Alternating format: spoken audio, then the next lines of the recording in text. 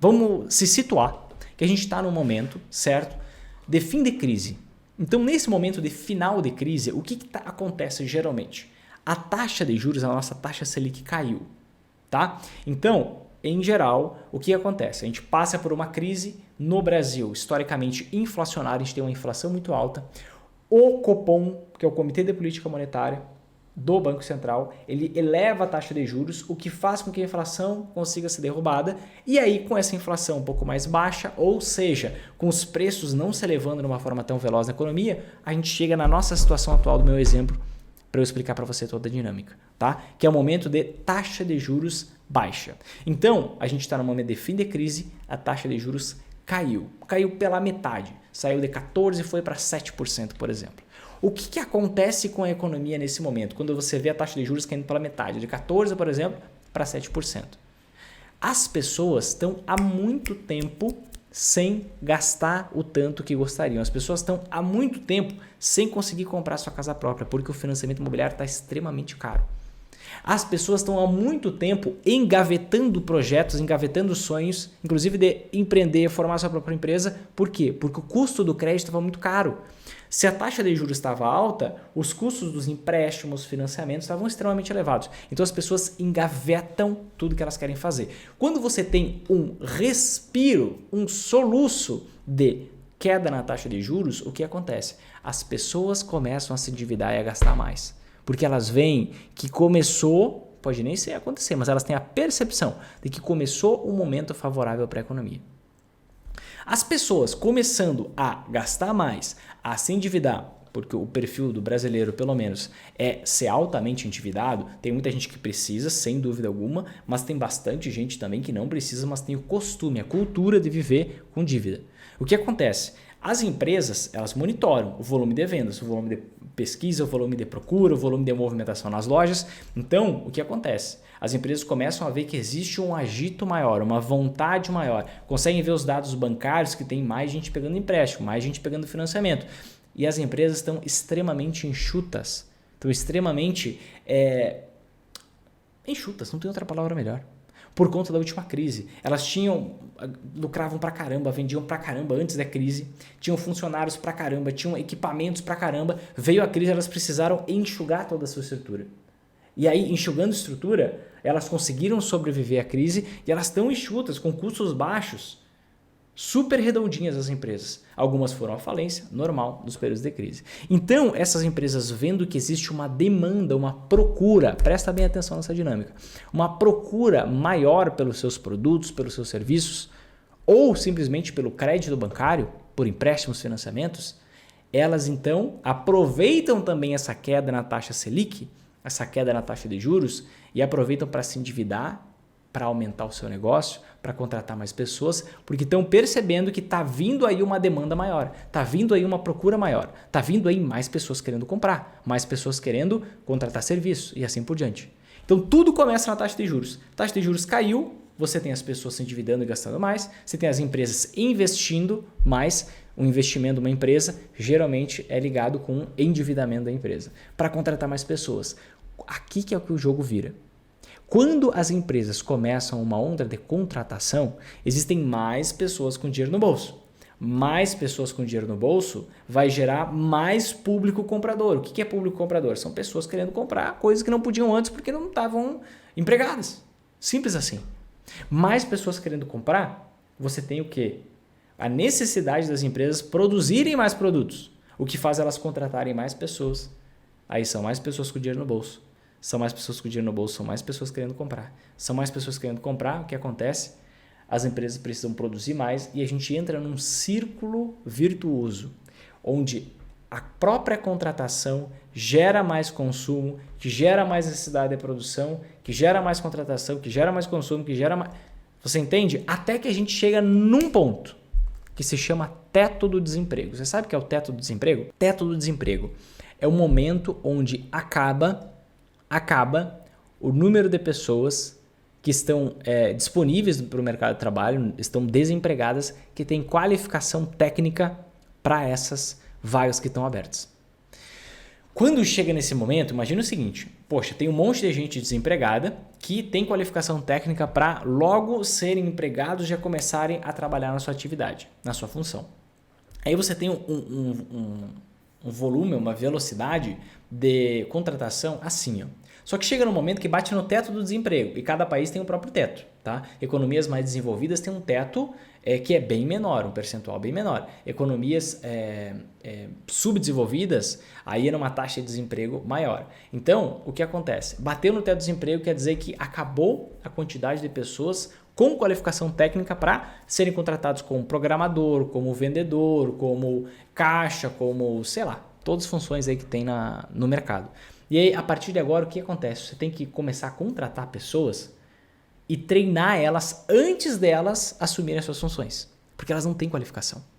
Quando bate no teto do desemprego, você tinha uma velocidade mais ou menos assim, ó, de contratação. Era gente contratada. Daqui a pouco, como você tem que começar a treinar, eu não sei se você sabe, quem é empresário vai saber, treinar um funcionário do zero é demorado pra caramba. Você tem 3 a 6 meses de treinamento para que o negócio rode bem. Então, o que acontece? As empresas estão preparadas para receber uma demanda, uma procura pelos seus produtos muito maior. Só que as empresas estão preparadas para receber uma demanda, uma procura pelos seus produtos muito maior. Mas, o que acontece? Quando baixa no teto do desemprego, a gente vê o quê? O volume de contratação, a velocidade de contratação caindo. Porque agora as empresas têm que contratar e têm que treinar esses funcionários. O que acontece quando chega nesse momento? Menos pessoas começam a ser empregadas. Porque agora tem que treinar essas pessoas. Só que as empresas já tinham contratado gente esperando um crescimento maior. Ó, você tinha um crescimento assim do volume de contratação e agora o crescimento ele está assim. Ó. Então as empresas acabaram contratando gente demais para produzir produtos que nem vão ser vendidos, porque agora tem menos gente sendo contratada. E aí a gente chega no momento que se chama um exagero no crescimento econômico, que é quando os empresários estão vendendo muito mais, cada vez mais, ele começa a contratar gente, pegar mais empréstimo, ir lá e construir terreno, fabril, vão lá e investem, só que o empresário ele nunca sabe onde que vai chegar, que horas vai chegar no teto do desemprego. Ele nunca sabe quando efetivamente que ele deveria parar de contratar. Então ele vai indo. Quando começa a assumir o volume de pessoas, aquela quantidade de pessoas com qualificação técnica, ele começa a abrir o olho. Eita, agora a gente tem que treinar essa galera. Tem que treinar essa galera porque não tem qualificação técnica. Então, o que vai acontecer? A gente não vai ter toda aquela demanda, aquela procura pelos produtos que a gente esperava ter. Porque agora é um menor volume de contratação. Aí são menos pessoas com dinheiro no bolso, entrando no mercado e tudo mais. Nesse momento, ele percebe, contratei pessoas demais. Não vou ter tanta gente querendo todos esses produtos. E o próprio fato de ter existido um crescimento exagerado faz com que seja necessário, se precise da crise para simplesmente corrigir os exageros do crescimento econômico.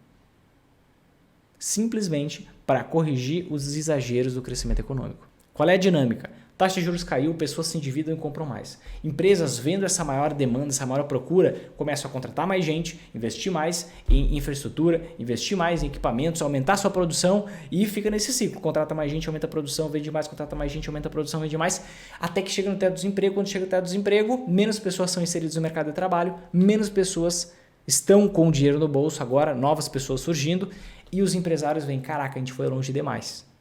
E aí o que acontece? Eles começam a demitir pessoas. Por quê? Ou eles demitem algumas, ou eles demitem todas se a empresa quebrar. É um processo automático. Quando eles começam a demitir pessoas, porque veem que bateu no teto do desemprego, o que acontece? Começa o ciclo negativo. Começa a onda de queda na economia. O nome disso aqui, crescimento da economia e correção, crescimento e crise, se chama ciclo econômico. Você tem um ciclo econômico quando você tem um momento de crescimento e um momento de crise, ou um momento de crise e depois um momento de crescimento. Aqui você tem um ciclo. Depois engata outro ciclo e assim por diante. Na economia, o nome disso são ciclos econômicos. Esse é o padrão. Isso é o que permite que a gente consiga lucrar nas quedas da bolsa.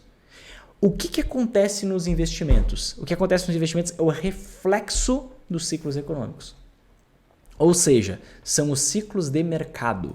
Você ouviu falar sobre ciclos de mercado? Os bilionários conhecem esse segredo. Os bilionários conhecem essa realidade porque não tem nenhum segredo. Conhecem essa realidade, sem dúvidas, e é por isso que chegaram lá. O que acontece com cada investimento em cada momento da economia? Nas ondas de alta ou ondas de queda? Depende. Se eu falar, por exemplo, das ações, em geral, as ações se valorizam em momentos de crescimento da economia. Na média das ações, você vai ter uma outra empresa que se beneficia do momento de crise. Mas, em geral, a maioria das empresas, as ações se valorizam nos momentos de crescimento da economia e se desvalorizam nos momentos de crise. Quando você pega, por exemplo, o dólar é um ativo que se desvaloriza nos momentos de crescimento da economia. Porque como a nossa economia está crescendo, o real ele pode ganhar força frente ao dólar. Quando você tem momentos de crise, o dólar se valoriza.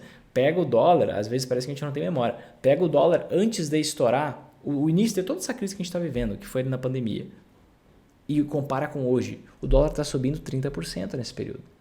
Você pega o ouro, nos momentos de crise internacionais, o ouro se valoriza absurdamente também. Só que nos momentos de crescimento da economia, o ouro se desvaloriza. Quando você pega os fundos imobiliários, em momentos de crescimento da economia, os fundos imobiliários se valorizam. Imóveis em geral se valorizam. Quando você pega um momento de crise, os imóveis têm queda nos preços. Experimenta comprar um imóvel no ápice do crescimento econômico e vender na crise. Você vai perder dinheiro, sem dúvida.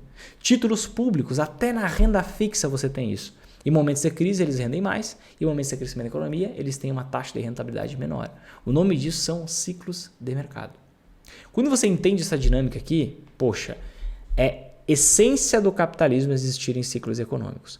Os investimentos respondem aos ciclos econômicos. Enquanto estivermos em capitalismo, isso vai acontecer. Agora você começa a entender. Por que é normal a gente ver, por exemplo, no Brasil, as ações caírem 50% a cada mais ou menos 5, 6 anos? É normal, a gente já viu isso acontecer 6 vezes só nos últimos 28 anos. Mas eu tenho uma reflexão para trazer para você, um parêntese. Abre um parêntese aí e anota. Quanto mais as ações caem, mais faz sentido você investir em renda variável. Porque agora você está pagando mais barato. Quando você entende que existe o ciclo, você não é uma daquelas pessoas que diz, não, agora a economia vai derreter. Não, dessa vez vai ser diferente. Agora a economia vai por água abaixo. Agora, meu Deus, as empresas vão tudo quebrar. Todo mundo fala isso em todas as crises. A gente já teve hiperinflação, gente. A gente já teve trocas de moedas. Parece que vocês não aprendem. A gente já teve várias moedas. Moeda que foi utilizada, foi trocada por outra, depois voltou ela, cortou 0, 0, 0, 0, 0, 0. E essa dinâmica sempre aconteceu. Não, mas agora é diferente. Agora vai explodir. Agora os ETs vão invadir com os OVNIs e vai ser diferente. Quando você tem as ações em queda, você está pagando mais barato. Quando você entende que é parte do ciclo a queda e depois você tem a valorização, porque é simplesmente parte do ciclo econômico, você tira essa ideia maluca, infantil, de não vou para a renda fixa agora, vou voltar quando as ações estiverem mais caras, e você entende, caraca, eu preciso ter o mínimo de sangue frio porque eu entendo a dinâmica da economia. Você percebe?